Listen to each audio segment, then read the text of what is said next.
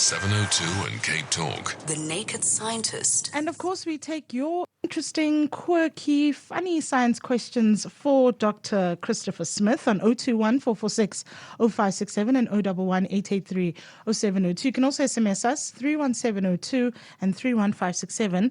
Chris, good morning. Good morning.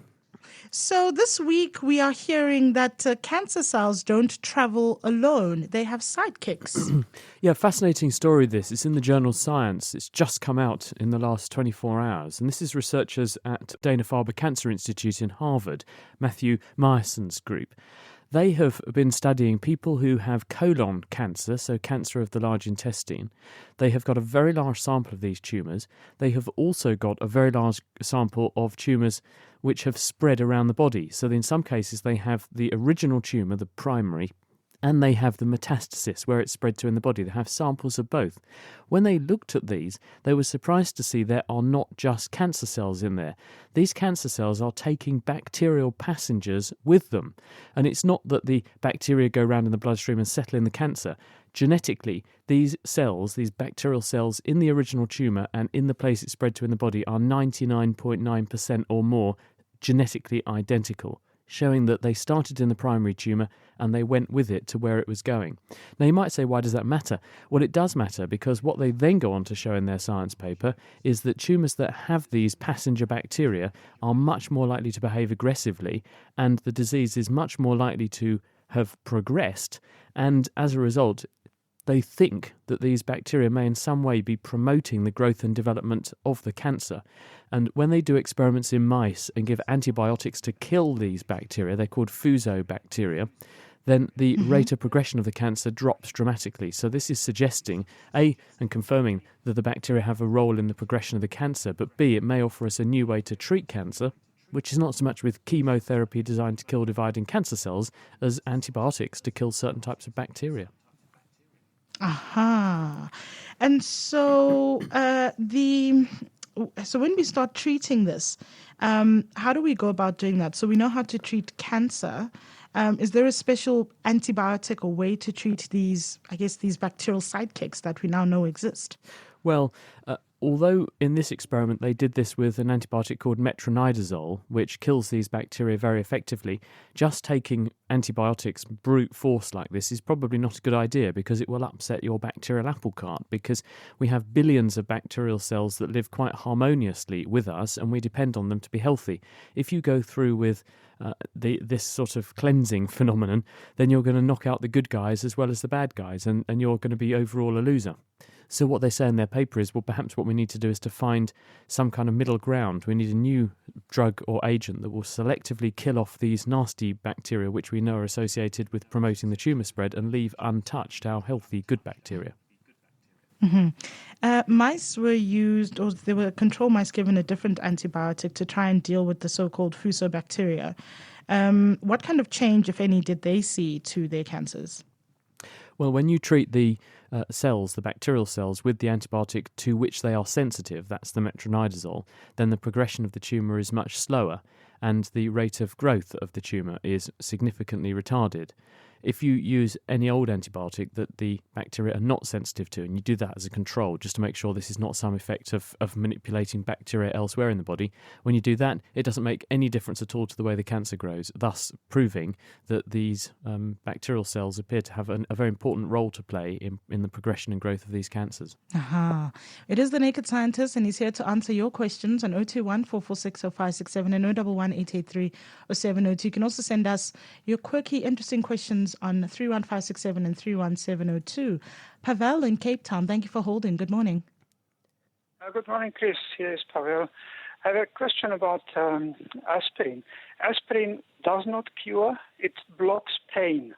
Now, my question is, if I have a headache, I take aspirin, it blocks my pain. When the aspirin wears off, the pain is gone. If I go to sleep, don't take aspirin. The sleep blocks away the pain, but I wake up with a headache. Could you tell me, is there any connection, or how can I explain it? Hello. There's a number of reasons how and why this works. And first of all, you have to ask, well, why have you got a headache in the first place? It may be that you were just too tired and stressed, because we know that tiredness, we know that stress and dehydration all play a role in giving you a headache. And it may be that some of those factors are reversed when you have a period of rest. But how does the aspirin know where your headache was and therefore where to target in your body? The way this works is that drugs like aspirin, which are called non-steroidal anti-inflammatory drugs, NSAIDs, these are chemicals that block the inflammatory process. And in the case of aspirin, this is a chemical called acetyl salicylic acid. And it blocks a pathway in cells called the cyclooxygenase enzyme. And cyclooxygenase makes inflammatory chemicals called prostaglandins. So aspirin goes all around your body, and wherever it bumps into one of these cyclooxygenase enzymes, it blocks it and inhibits it. And once it's inhibited it, it can't make any of these inflammatory chemicals. So anywhere in the body that inflammation was happening, inflammation can now no longer happen, and that inflammation is what we regard and feel and experience as pain. It's not that the aspirin knows where your headache is, it just targets the system that enables your head to ache and therefore inhibits it wherever that process is trying to happen. And as I say, when you then go to sleep and reverse some of the other factors that may have led to you having a headache, like tiredness, fatigue, stress, etc., then many of those factors will be reversed overnight too. So when you wake up in the morning, you feel much more refreshed. Okay. Thanks a lot. Thank you very much for your question. That's Pavel in Cape Town. Dennis and Cyril Dean, good morning. Hi, thanks very much. A question about microwaving food. The general opinion out there is that microwaving is no worse than other forms of cooking. But I've heard another view that microwaving excites water molecules inside whatever you're cooking, causing heat to be forced from the inside out. This results in cell-by-cell nuking, causing a near-total molecular decomposition of vitamins and phytonutrients. And these are the things that prevent cancer and other diseases. So what's your question? Hello? So my question is, what is your view? Is it microwaving okay or is it not okay? Because there's other views. Is it nonsense or is there some merit to it? Okay, well, you're sort of right about how microwaving food makes it hot. The frequency, in other words, the size and the regularity of the light waves, because microwaves are a form of light, electromagnetic radiation. The size of those waves is 1.45 gigahertz, so almost 1.5 billion of those waves every single second get made in the microwave oven. That frequency is chosen because it makes water molecules vibrate. So what you're doing is making water molecules in anything you put inside the microwave oven vibrate about 1.5 billion times a second. 2.45, it's 2.5 billion times a second. And when they vibrate, it's a bit like you rubbing your hands together 2.5 billion times a second. As you know, if you rub your hands together, you feel heat there. So the water molecules just flipping around do that and get hotter. Now, that's no different really than if I put a pan on a hot plate and I put energy into the pan and I make the water molecules in the pan vibrate by making them hot. Because when you make anything hotter, then particles begin to have more kinetic energy. They bash and bump around and vibrate faster, and that's what we call getting hotter. So it doesn't really make any difference how you put that energy in, whether it's a hot plate or a microwave. The difference here, though, and that you have to be aware of and be careful of, and the reason you have a turntable in your microwave, is because the magnetron in the microwave, this is the device on one side of the microwave that makes the microwaves, this produces what's called a standing wave pattern of microwaves inside the oven cavity. A standing wave is where the wave appears to stand still in space because the waves are being produced and they're mapping onto the same point in space all the time. And so you've got areas where there's a lot of energy, the wave is moving up and down a lot. You've got other areas, these are called nodes, where the wave is not moving at all. Wherever you've got these antinodes, where it's moving a lot, at that point you've got a lot of energy being put into the food. In areas where you've got nodes, where the wave is not moving very much, then you haven't got much energy going into the food. So you'll get hot spots and cold spots. If you're talking about the nutritional value of food, if you make food too hot, you will break down vitamins and other nutrients in the food. So if the food becomes too hot in certain places with the microwave heating, then you could do damage in terms of just chemically degrade the chemical benefit of the food. That's why you have a turntable. because this moves the food through that wave pattern, making sure that all of the food gets an even distribution of energy, and therefore you shouldn't get these focal hotspots. Therefore, it shouldn't be any less safe than cooking on a hot plate. And in fact, some people argue it's more safe and you get more beneficial nutrients out of food which has been cooked in the microwave or steamed compared with food that's been obliterated in the oven or on a hot plate at very high temperature. Thanks very much. So what we were trying to do with this paper is to demonstrate the ability to type using brain signals, anywhere between approximately 4 and approximately 8 words per minute, a factor of between 2 and 4 faster than what's been demonstrated before. Each month, the eLife podcast talks to some of the world's best scientists. Join me, Chris Smith, as I hear about breathtaking discoveries hot off the press. Find the eLife podcast on iTunes or listen and download for free from nakedscientist.com/elife.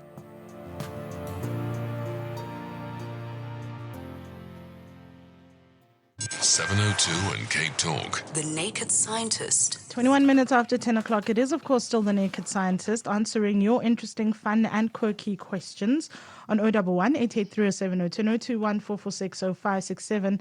And we have Tommy in Pretoria who has a question about eye drops. Hello, Tommy. Good morning. My wife uses eye drops to control eye pressure.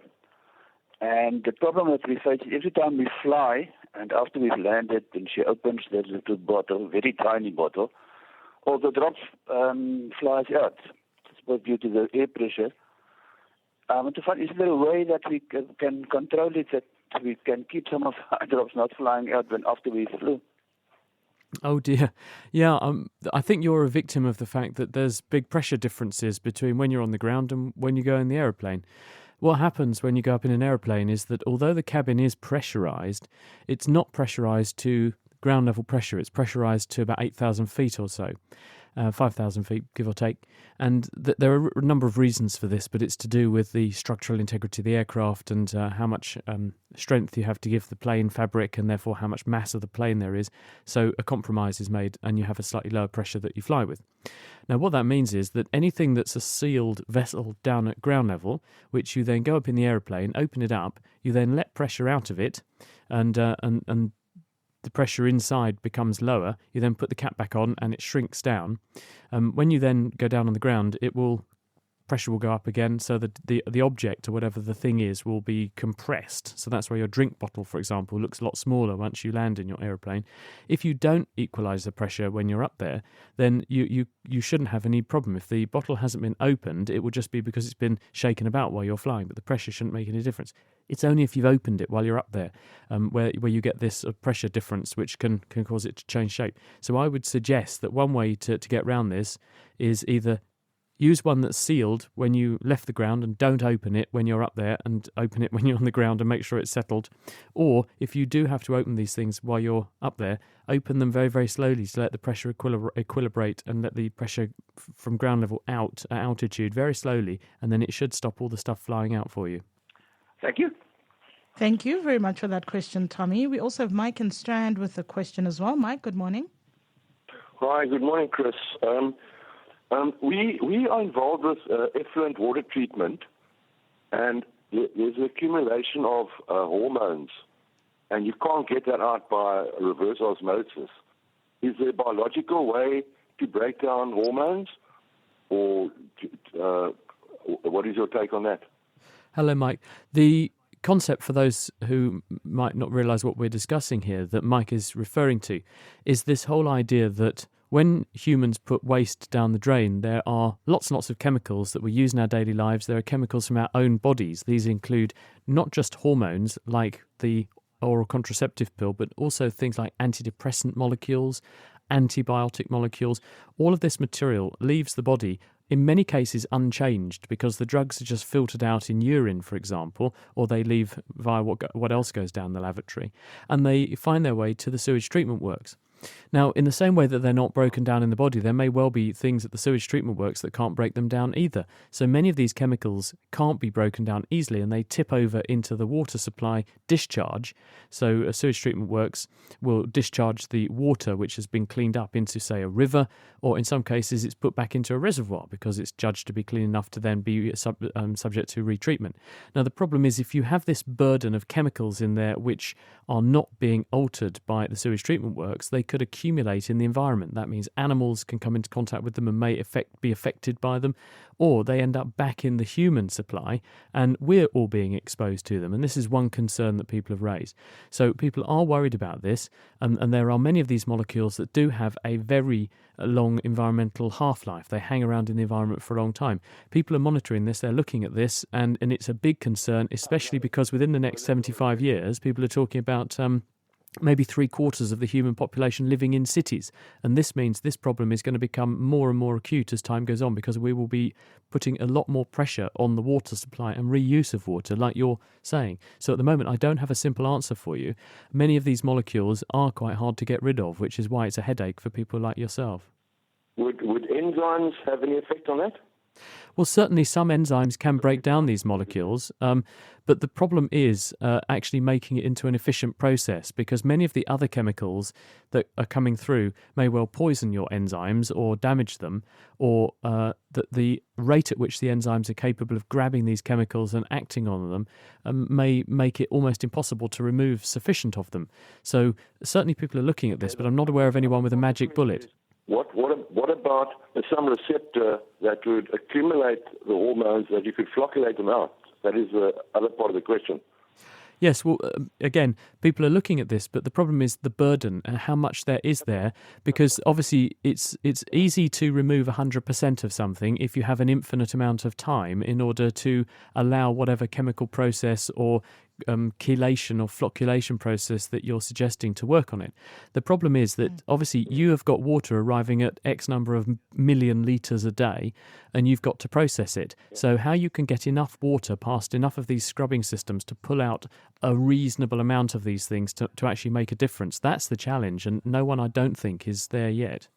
Yeah, I believe MIT, the whole 8 floors of engineers trying to work that out. I thought maybe you had a quick fix. Oh, sorry. If I did, I'd be rich. Thank you. So would I. Thanks, Chris. Thank you very much, Mike. That's Mike and Strand. And Justin in Bedford View. Good morning. Hi. Sorry, I thought you confused me. I thought it may be another Justin. I'm phoning from Bryanston at the moment. Oh, okay. My question also relates to microwaves. Is it safe to stand in front of or in close proximity to a microwave when it's in operation? I've heard that it's not, and it sort of leaks radiation, but I think it's a fallacy. I just want to confirm whether my thoughts are right or wrong. Hello, Justin. The answer is it's probably perfectly safe. The reason being that the frequency, the wavelength of the microwaves which are used in your oven are almost the same as the microwaves used by your mobile phone and by the Wi-Fi in your house and in public spaces. They're all using a very similar band of frequencies. And the dose you'll get from your microwave, where the microwaves are being produced within a confined space, a metal box with a grill on the window, which is chosen to have holes in the grill of the right size so the microwaves don't fit through but visible light can. That's how you can see what's going on inside the oven, but you're not being microwaved. That means that most of that energy is confined. So A, it's confined within the oven, and B, it's a very similar frequency to microwaves, which we regard traditionally as relatively safe. They can heat you up, but not many people are cooking themselves with their mobile phone, and the dose you'll get from a mobile phone held next to your head is much higher than the dose you're going to get from your oven. So at the moment, we don't think that there's any evidence to give us cause for alarm. Thank you very much. Thank you very much for your question, Justin. A quick one. Someone asking, why is it humans can tell when someone is looking at them? So the idea is you can feel someone's eyes on you.